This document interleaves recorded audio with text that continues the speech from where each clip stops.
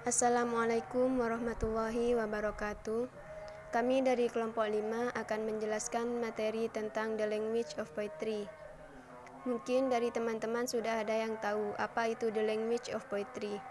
The Language of Poetry adalah bahasa puisi yang menekan peran pembaca dalam membawa makna dari sebuah karya. Adapun unsur-unsur dari bahasa puisi ada 5. Yang pertama, diksi. Di dalam diksi terbagi 2, yaitu denotasi dan konotasi. Yang kedua, imagery, citraan. Citraan dibagi menjadi 7, yaitu citraan penglihatan, pendengaran, perabaan, penciuman, pengecapan, organik, dan gerak. Yang ketiga, figurative language, gaya bahasa. Gaya bahasa dibagi menjadi 6, yaitu metafor, simile, metonim dan sinekdot, personification, hiperbola, dan ironi. Yang keempat, sound values, nilai suara. Nilai suara dibagi menjadi 3, yaitu rime, aliterasi dan asonan, dan anatomofia. Yang kelima, verification. Versification dibagi menjadi 2, yaitu rhythm and meter, line length and meter. Nah, penjelasan unsur-unsur bahasa puisi akan dijelaskan oleh teman-teman saya, yaitu Kuntum dan Husnur. Untuk Kuntum dan Husnur dipersilahkan. Assalamualaikum warahmatullahi wabarakatuh. Di sini saya akan menjelaskan tentang diction, the selection of words in a poem. Diction atau diksi adalah pilihan kata di dalam tulisan yang digunakan untuk memberi makna sesuai dengan keinginan penulis. Syarat diksi adalah tepat, benar, dan lazim. Pemilihan diksi yang tidak tepat menyebabkan perbedaan makna dan pesan penulis tidak tersampaikan. Diksi termasuk dalam pembahasan aspek kata dan dalam saja. Adapun jenis-jenis diksi diantaranya denotation and connotation. Denotation is a literal meaning of the words, its dictionary definition. Example, the blueberry is very blue. Connotation is symbolic, culturally constructed, and often influences the interpretation of poetry of literature. Example, Susie is very blue. Denotasi sendiri adalah makna kata secara harfiah atau makna kata sebenarnya dalam suatu kata atau kelompok kata yang didasarkan atas penunjukan yang lugas pada sesuatu di luar bahasa atau yang didasarkan atas konvensi tertentu dan bersifat objektif. Kalimat denotasi adalah sesuai dengan yang dijelaskan dalam kamus. Sedangkan konotasi sendiri adalah kata yang mempunyai makna lain di baliknya atau sesuatu makna yang berkaitan dengan sebuah kata. Adapun contoh dari denotasi dan konotasi. Yang denotasi dulu ya. Di sini ada contoh dari kalimat the blueberry is very blue. Kalimat tersebut menjelaskan makna sebenarnya tentang warna blueberry yang biru. Sedangkan contoh yang konotasi, kita ambil kalimat dari Susie is very blue. Kalimat dalam makna denotasinya berarti Susie secara harfiah adalah warna biru. Sedangkan dalam makna konotasinya menjelaskan makna yang lain, yaitu Susie yang sedang sedih. Gitu. Berikutnya ada imagery. Imagery, its power to produce in the mind of effect very nearly the same as that created by simulation of the sensory organs is another quality in poetry. Imagery atau citraan adalah penggunaan kata-kata dalam puisi untuk mengungkapkan atau menghadirkan pengalaman indrawi. Penyair dengan citraan seakan-akan melukis atau menghadirkan adegan, menebar bebauan, menghidangkan sesuatu, menggerak-gerakkan bayangan di dalam benak sang pembaca. Adapun jenis-jenis citraan, yaitu visual, auditory, tactile, olfactory, gustatory, organic, kinesthetic. Mari kita bahas satu-satu. Yang pertama itu ada visual, yaitu citraan penglihatan. Citraan penglihatan adalah citraan yang ditimbulkan oleh indera penglihatan, yaitu mata. Citraan ini paling sering digunakan oleh penyair. Citraan penglihatan mampu memberi rangsangan kepada indera penglihatan, sehingga hal-hal yang tidak terlihat menjadi seolah-olah terlihat. Contoh kita ambil dari puisi Eliot yang berbunyi The Hawthorn Blossom and a Pasture Scene. Pohon cemara dan padang rumput. Nah, dalam kalimat tersebut kita tuh dibawa oleh sang penyair seakan-akan kita tuh melihat pohon cemara dan padang rumput gitu. Dan yang kedua ada auditory, yaitu citraan pendengaran. Citraan pendengaran sendiri adalah citraan yang dihasilkan dengan menyebutkan atau menguraikan bunyi suara. Misalnya dengan munculnya diksi sunyi, tembang, dendang, dentum, dan sebagainya. Citraan pendengaran berhubungan dengan kesan dan gambaran yang diperoleh melalui indera pendengaran, yaitu telinga. Contoh, the pleasant whining of the mandolin. Rengekan menyenangkan dari mandolin. Di sini kita melihat dalam kalimat tersebut tuh bahwasanya sang penyair membawa kita pada puisi tersebut seakan-akan kita mendengar rengekan mandolin gitu. Yang ketiga ada tactile, yaitu citraan perabaan. Nah, di sini citraan perabaan itu adalah citraan yang dapat dirasakan oleh indera peraba, yaitu kulit. Pada saat membacakan atau mendengarkan larik-larik puisi, kita dapat menemukan diksi yang dapat dirasakan kulit, misalnya rasa dingin, panas, lembut, kasar, dan sebagainya. Nah, di sini kita bisa ambil contoh dari puisi Eliot yang berbunyi, "And the first to engage her in crisis, exploring hands encounter no defense." Upaya untuk melibatkan dirinya di belayan, menjelajahi tangan tanpa pertahanan. Nah, dalam puisi tersebut itu membuat pembaca merasakan apa yang dirasakan dia dalam belayannya gitu. Nah, yang keempat ada olfactory, yaitu citraan penciuman. Citraan penciuman adalah citraan yang berhubungan dengan kesan atau gambaran yang dihasilkan oleh indera penciuman. Citra ini tampak saat kita membaca atau mendengar kata-kata tertentu seperti mencium sesuatu. Kita ambil contoh dari puisi Eliot, yaitu "In vials of ivory and colored glass unsupported, lacquered her strange synthetic perfumes."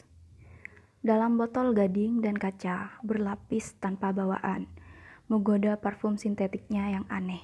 Nah, dalam puisi tersebut kita tuh dibawa seakan-akan kita tuh seperti mencium parfum itu gitu. Yang kelima ada taste, yaitu citraan pencecapan.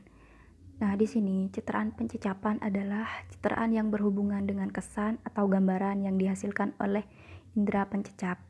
Pembaca seolah-olah mencicipi sesuatu yang menimbulkan rasa tertentu, seperti rasa pahit, manis, asin, pedas, enak, nikmat, dan sebagainya. Kita ambil contoh dari puisi Eliot. "They had a hot gammon, and they asked me to dinner."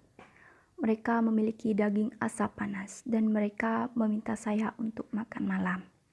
Nah, di sini sang penyair itu membawa sang pembaca itu seakan-akan gimana ya, seolah-olah mencicipi daging asap panas itu gitu. Yang keenam ada citraan organik. Citraan organik adalah pencitraan yang timbul dari dalam diri manusia, seperti perasaan senang, sedih, takut, dan lain-lain. Kita ambil contoh dari puisi Eliot, "Wind in and out of unwholesome." Angin masuk dan keluar dari paru-paru yang tidak sehat. Nah, di sini kita bisa merasakan kalau dia itu sedang tidak sehat gitu. Nah, yang ketujuh ada kinestetik, yaitu citraan gerak. Nah, di sini citraan gerak adalah gambaran tentang sesuatu yang seolah-olah dapat bergerak. Nah, kita bisa ambil contoh puisi dari Eliot, "So we move, and they, in a formal picture, along the empty alley, into the box circle." Jadi, kami pindah, dan mereka, dengan pola yang resmi, menyusuri gang yang kosong ke dalam lingkaran kotak. Nah, dalam puisi tersebut, kita tuh dapat merasakan gambaran bahwa mereka itu sedang bergerak dari tempat satu ke tempat yang lain. Cukup sekian penjelasan dari saya. Untuk selanjutnya akan disampaikan oleh penyaji kedua. Baik, Assalamualaikum warahmatullahi wabarakatuh. Di sini saya akan menjelaskan figurative language. Figurative language, another important quality of poetic diction. Puisi merupakan karya sastra yang di dalamnya banyak menggunakan gaya bahasa untuk memperindah puisi. Gaya bahasa atau biasa disebut dengan majas dapat menggambarkan apa yang dirasakan penyair, dan semua itu dituangkan dalam suatu tulisan yang berkesan. Pasti di antara kalian sudah ada yang tahu atau sudah pernah belajar tentang majas. Type of figurative language. Di sini ada berbagai macam majas dan contoh-contohnya. Mari kita lihat satu persatu. Yang pertama, majas metafor. Majas metafor adalah majas yang digunakan untuk menjelaskan atau mendeskripsikan suatu hal dengan cara merujuk pada hal yang lain yang dianggap memiliki karakteristik yang mirip. Jadi, majas metafor ini seperti membandingkan hal yang satu dengan hal yang lain yang memiliki kemiripan. Contohnya di sini, her eyes are the star in the night sky. Dalam contoh ini yang ingin dijelaskan adalah mata, dan hal yang digunakan sebagai pembandingnya adalah bintang atau stars. Mungkin dalam hal ini yang dianggap mirip adalah bahwa matanya itu berbinar dan indah layaknya bintang di malam hari. Jadi ini membandingkan antara mata dan bintang yang dianggap memiliki kemiripan. Yang kedua, majas simile atau majas perbandingan. Artinya mengungkapkan suatu perbandingan atau perumpamaan antara benda satu dengan yang lainnya. Contohnya di sini. Oh, my love is like a red rose. Oh, my love is redder than a rose. Dari contoh kutipan puisi ini, dapat kita tarik kesimpulan bahwa cinta diibaratkan seperti bunga mawar merah. Jadi kayak membandingkan cinta itu dengan bunga mawar merah atau mengumpamakan cinta dengan mawar merah. Contoh kedua menyatakan bahwa cinta si aku lebih merah dibandingkan dengan bunga mawar merah. Yang ketiga, metonymy and synecdoche. Metonymy adalah sebuah majas di mana suatu hal atau konsep diwakilkan atau digantikan dengan hal yang lain yang secara umum dianggap memiliki kaitan yang erat. Contohnya di sini, the pen is mightier than the sword. Dalam artian tentu saja tujuannya bukan mengungkapkan bahwa pena jauh lebih kuat daripada pedang. Cuma kayak kayak mewakilkan gitu. Synecdoche adalah majas yang mengacu pada bagian dari sesuatu diganti untuk menggantikan keseluruhan dari sesuatu itu atau sebaliknya.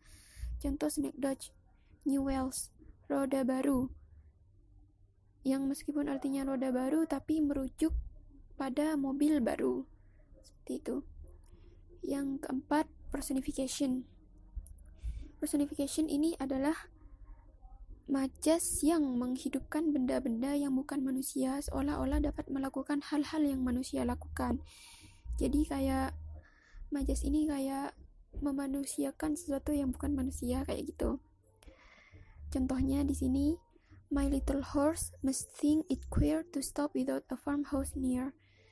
Nah, pada kutipan puisi di atas, horse adalah salah satu jenis binatang, tetapi dalam puisi ini digambarkan memiliki karakter seperti manusia yang bisa berpikir. Seperti itu. Yang kelima, hyperbole.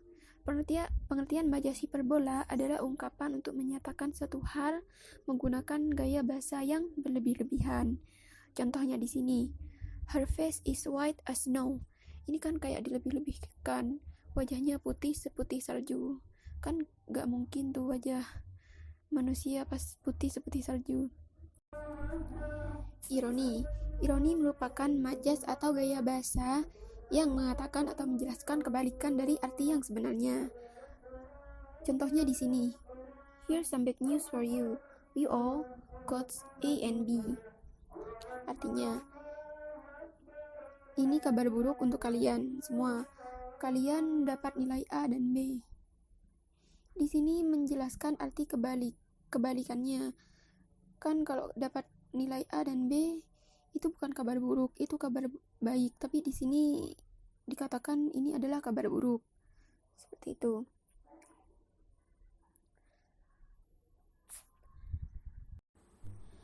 Sound values, the most striking element of poetic form. Di sini ada macam-macam atau bagian-bagian sound values. Ada 3 macam. Yang pertama itu adalah rime. Yang kedua adalah alliteration and assonance. Yang ketiga adalah onomatopeia. Mari kita bahas satu persatu. Rime. Rime adalah pengulangan bunyi yang berselang baik dalam lirik sajak maupun pada akhir lirik sajak. Rima merupakan salah satu unsur penting dalam puisi. Melalui rima inilah keindahan suatu puisi tercipta.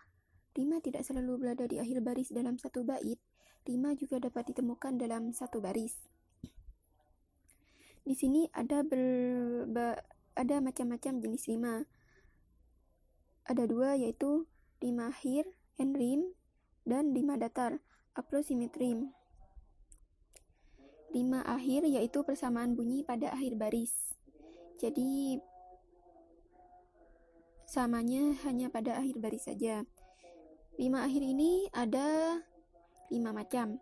Yang pertama, cross rime, rima silang yang berakhiran ABAB. Yang kedua, rime continuously, rima terus yang berakhiran AAAA. Yang ketiga, rime pairs, rima pasang yang berakhiran AABB. Yang keempat, broken rimes, rima patah yang bisa berakhiran AAAB atau ABAA atau AABA. Yang kelima, hook rimes, rima peluk berakhiran ABBA.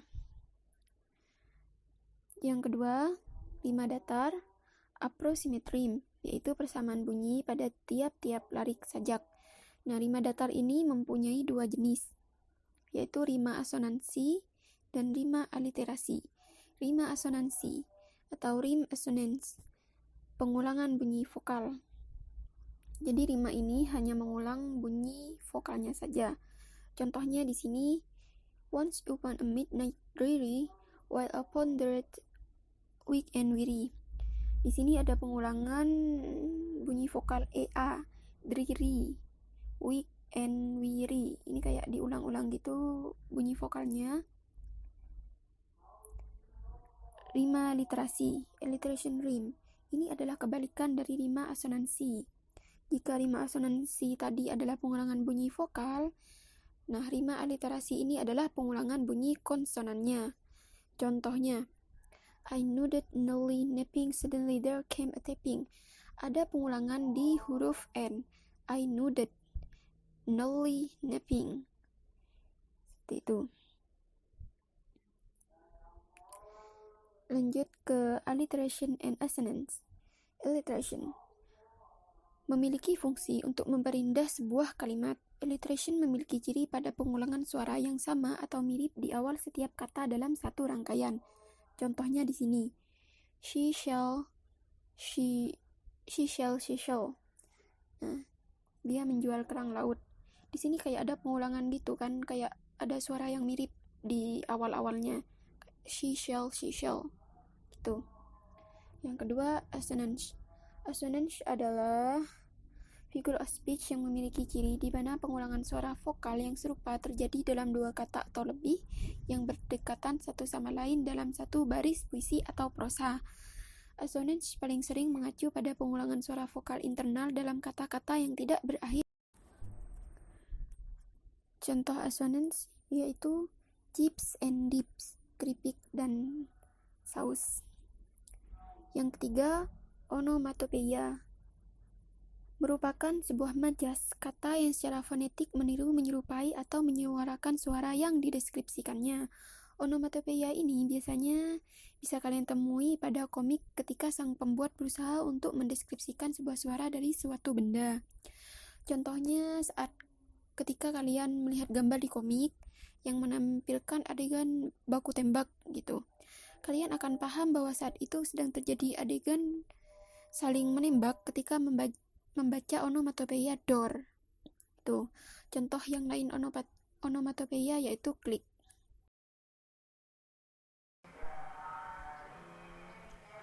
Terakhir, kita akan membahas versification. Versifikasi adalah saat mengubah sesuatu menjadi puisi atau bisa dikatakan seni membuat syair. Versifikasi dalam bahasa puisi dikelompokkan menjadi dua. Yang pertama, rhythm and meter, atau bisa disebut irama dan meter. Irama atau istilah lainnya adalah ritme, adalah pergantian panjang pendek atau tinggi rendahnya bunyi waktu membaca puisi. Rima dan irama saling berkaitan, karena rima adalah salah satu unsur pembentuk irama, sedangkan meter di sini menentukan ritme. Kebanyakan puisi memvariasikan meter mereka sedikit. Meter juga membantu menyadari struktur puisi itu dapat memberi pemahaman tentang makna atau nada dalam sebuah puisi. Terakhir, line length and meter, panjang garis dan meter. Untuk menentukan panjang garis bisa dengan menggabungkan jumlah meter per garis dan tipe meter tersebut. Misalnya sebuah garis dengan 5 kaki iambik disebut iambik pentameter, dan seterusnya. Contohnya seperti puisi Song karya Sir John Suckling.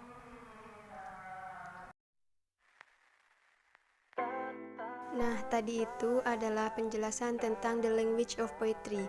Jika ada yang mau ditanyakan, silahkan ditanyakan di grup Telegram. Kita berdiskusi bersama di sana. Sekian penjelasan dari kelompok kami. Jika ada kesalahan atau tutur kata yang kurang berkenan, mohon maaf yang sebesar-besarnya. Wassalamualaikum warahmatullahi wabarakatuh.